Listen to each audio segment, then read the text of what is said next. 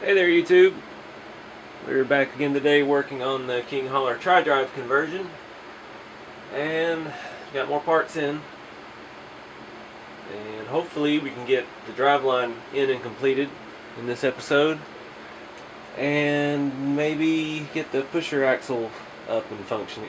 Probably not functioning yet, but get it mounted up. So I'll talk to you about the parts I've got here.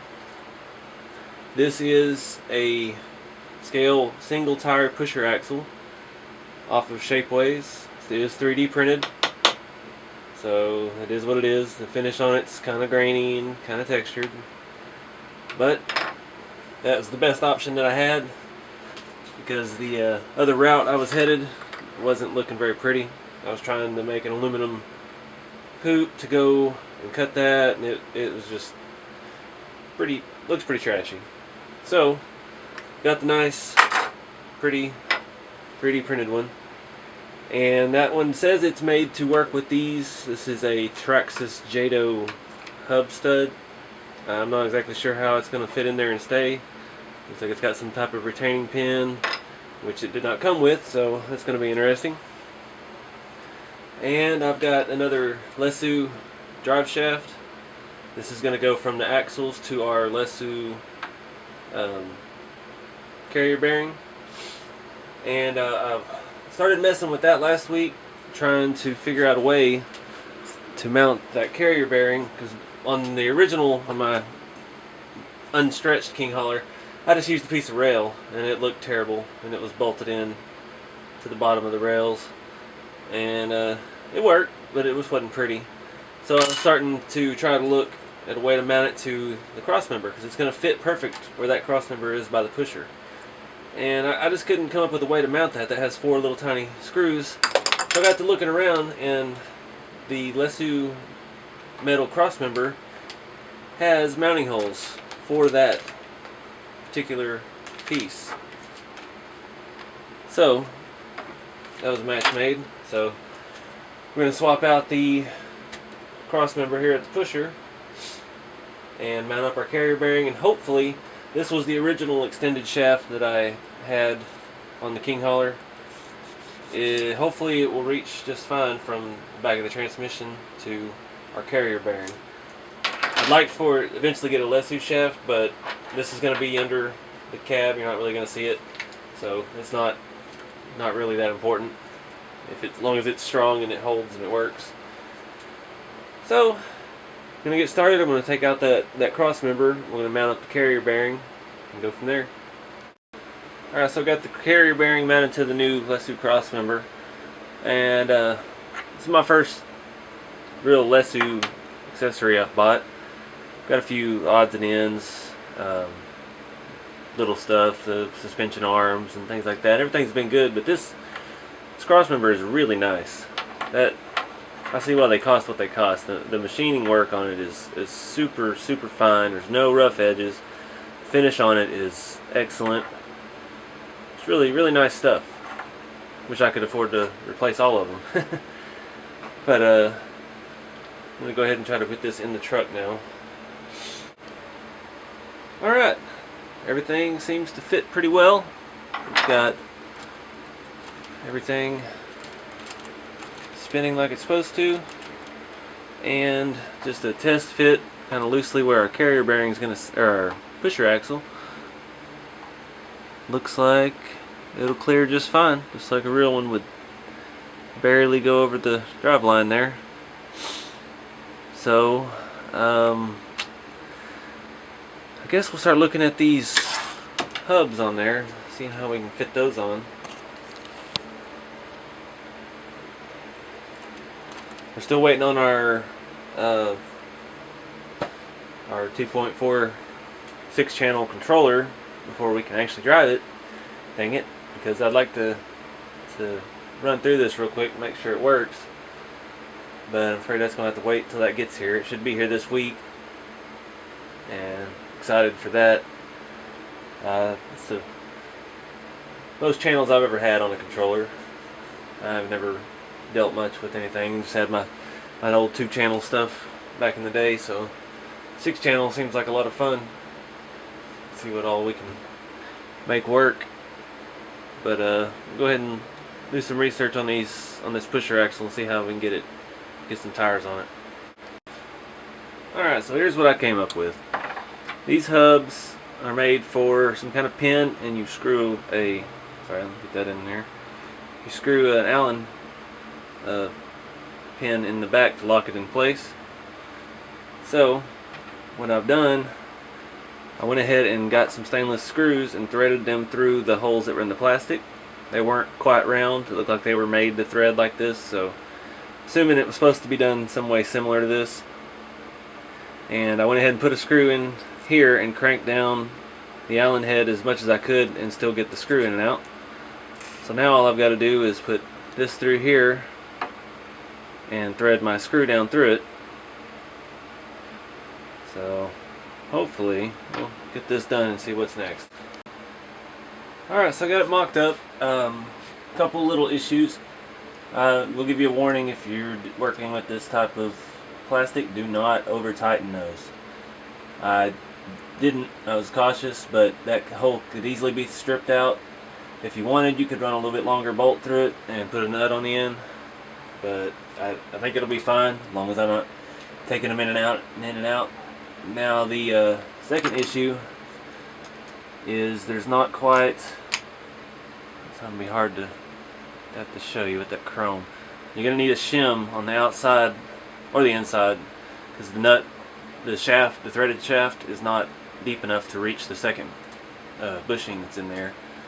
So you need to put something in there. You can make it a little wider or put the bushing on the outside, and we'll worry about that. I'll put bearings in here and stuff once we get to that point. Go ahead and tighten that up, and then we'll start trying to figure out how we're going to mount this, because with the hole here, I'm assuming they want you to mount it like that, where this would be the top and it comes around underneath the drive line.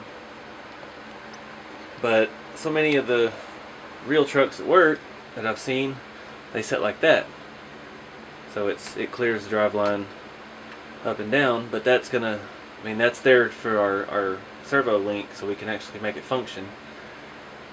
So I'm gonna have to see how much lift and clearance and everything we have with it the other way. I'm gonna have to take the drive line out and put it under. So we'll give that a shot. Yeah, that's what I was afraid of.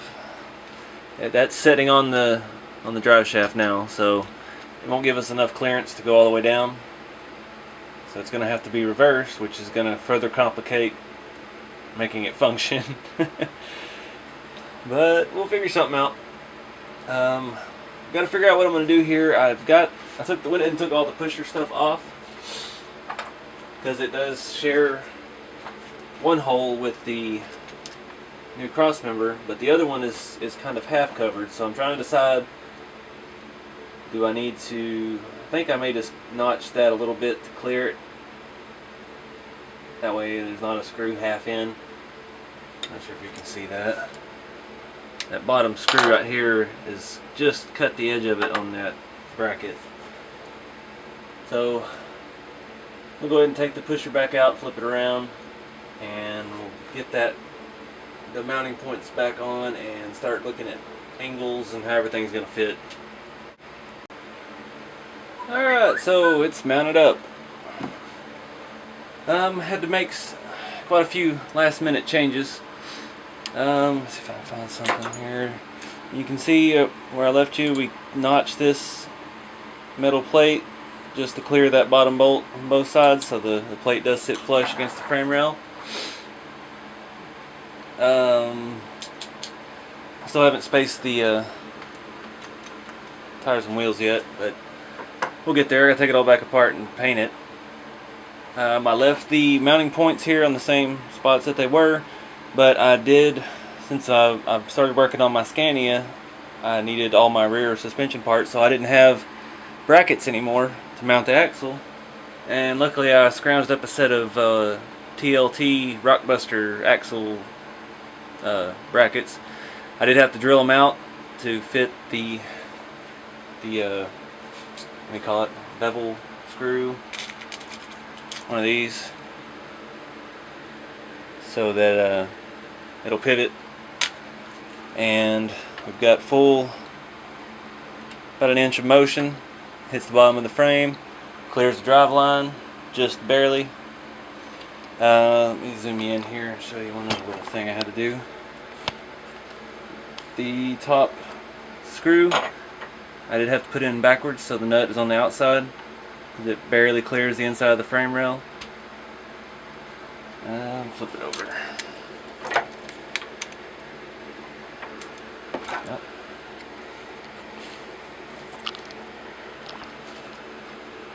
Kind of see how it all works.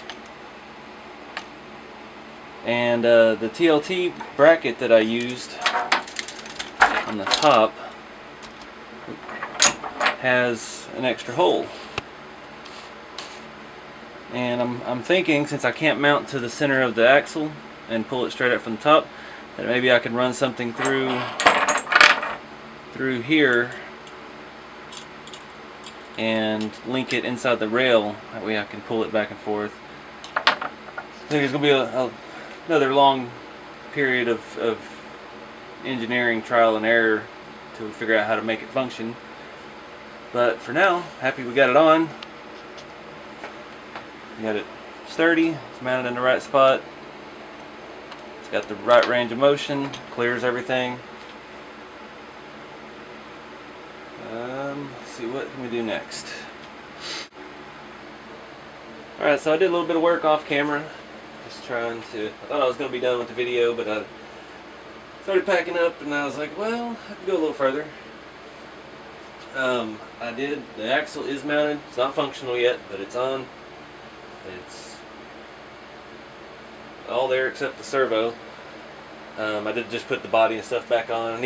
Every now and then when you got a long project like this, it seems like it's good to just kind of mock everything up, give you a glimpse of the final product, keep you motivated. Been kind of not really thinking about it as much because got a couple other projects running. But I threw the body on there in the stacks, kind of get a feel for the size of it. A little more motivated now. Bring you back here and show you what I did on the pusher. These are the fender covers off of a Tamiya Mercedes-Benz 1850L, the box truck. And they just mount up with 2 holes, which was not very fun to try and drill right up against the new crossmember. I did scratch that nice Lesu crossmember we put in. And yeah, they look better than I thought they would. I went ahead and put the quarter fenders on, trying to see how it was all going to work. And I'm pretty happy with it. I just drilled these out and used some self-tappers in there. Didn't need any more stuff lining the inside. I'm going to leave that open for maybe for how we're going to connect our pusher linkage. Still don't have a clue on that. I don't even know where my little servo went. Not sure if I'll be able to do some kind of linkage and hide the servo under the cab. That's gonna be more challenging than making the pusher axle work altogether. Trying to get it to actually function. But for now, I'm really happy with how this turned out. I think the fenders look the part. They look like something that would be on a pusher axle. I have been kind of looking at maybe a rack for the back, chain rack. The only problem is there's a lot of different ones out there. Most of them come from China, but there's one in particular. It's about $150 plus some shipping from China. And it looks pretty spectacular. It's polished a lot more than some of them, and it's got boxes at the bottom and then the chain rack with actual chains on it already, and it looks pretty dang cool. But it's going to be a while before I can swing that. I'm going to slow down on my purchasing for a little bit. So hopefully I've got. Only thing else I need for this truck is I'm going to have to wait on the multifunction unit. Get my my receiver or my controller unit in and get that installed, and we'll be ready to drive. And then we can take our time on the body. It needs a lot more work still. Was filling in the sunroof. As you can see, it's still not perfect at all. Maybe you can see. There you go. You can still see the lines. There's a little bit of filler left out on it, and it needs some work still. And got a little heavy on the well, on the primer. So you can see some of this. It's got to be sanded down, and it's going to be a challenge because there's a lot of rivets, and I don't want to sand off the rivets, so it's going to have to be delicate, fine sanding, which I hate doing, but I've got myself into it, so now I've got to finish it. But anyway, that's where we're going to end at. Yeah, my stack won't stay up now. Thanks for watching, and stay tuned for more to come.